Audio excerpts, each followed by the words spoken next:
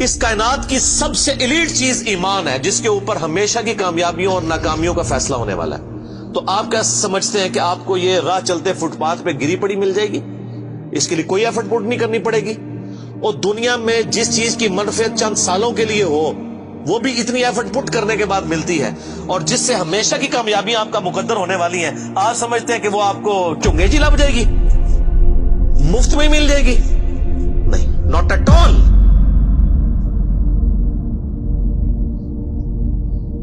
میری وائف نے جب پہلی دفعہ قرآن پڑھا نا شادی کے بعد، میں نے اس کو ایک قرآن کلاس ہوتی تھی رمضان شریف میں، تو میں نے کہا میں بچے وغیرہ میں دیکھوں گا، تم نہ صرف ایک دفعہ قرآن پڑھ لو تاکہ تمہیں پتہ چلے قرآن میں لکھا کیا ہوا ہے۔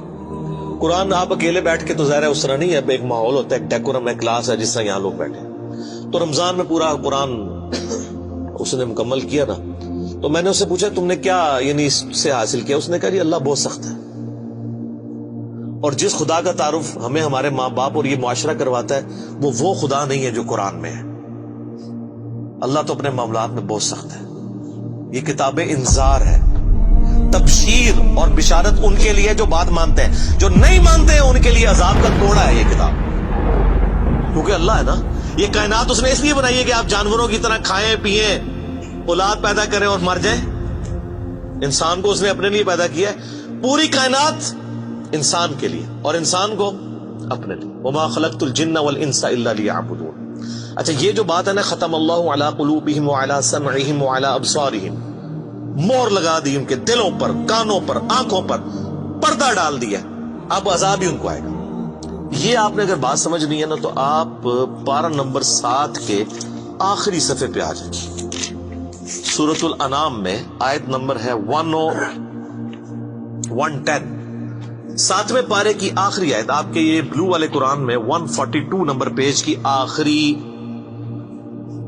آیت 110 نمبر۔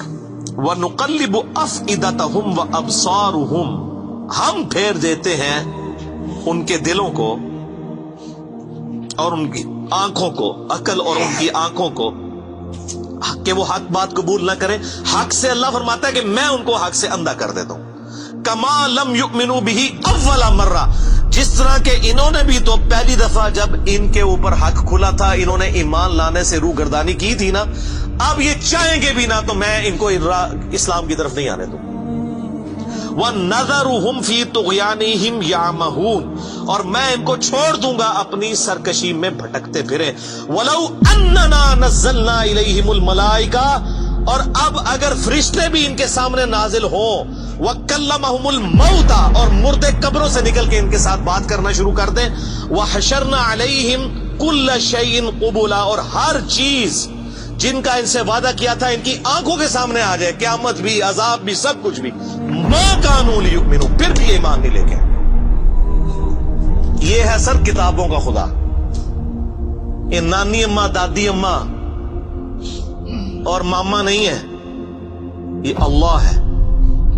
کتنی سختی ہے کہ فرشتے بھی، اب مجھے بتائیں کسی سے مردہ نکل کے قبر سے کہے کہ میری تو پھینٹی لگ گئی ہے، آپ کو تو پوری زندگی نیند نہیں آنی ہے، لیکن اللہ فرما رہا ہے پھر بھی ایمان نہیں لے کے آئیں گے، کر لو جو کر، یہ اللہ کہہ رہا ہے۔ آمین۔ الا ان یشاء اللہ، ہاں اگر اللہ ہی چاہے زبردستی کسی کو اس طریقے سے ہدایت دے تو وہ الگ بات ہے۔ ولیکن اکثرہم یجہلون، لیکن اکثر لوگ جہالت کا شکار ہیں، وہ اپنی وشفل تھنکنگز کے اندر، امانیہم جنہیں کہا گیا ہے، وہ ان میں پھر رہے، پھرتے رہے۔ اللہ تعالیٰ اپنے معاملات میں بہت سخت ہے میرے بھائیوں، اللہ کو سیریس لینے کی ضرورت ہے۔ ظاہر ہے اس کائنات کی ایک ہی حقیقت ہے، وہ اللہ ہے، اگر اس کو کوئی سیریس نہیں لیتا تو اللہ تعالیٰ کے لیے کیا ہے؟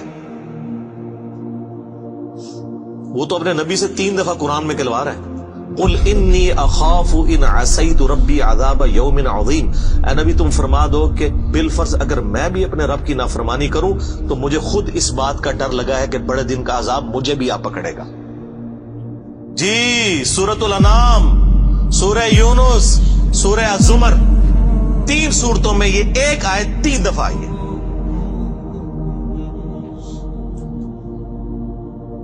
آپ مجھے بتائیں جو آپ کو کہتے ہیں جناب ہم بخشوا لیں گے، ہم اپنے مریدوں کو لے جائیں گے اور تو کھنگن نہیں دینا کسی نے ہوتے. تو یہ اس لیے کہ نہ انہوں نے خود قرآن پڑھا ہوا ہے اور نہ آپ کو پڑھنے دیں گے ورنہ آپ کا دماغ کھل جائے.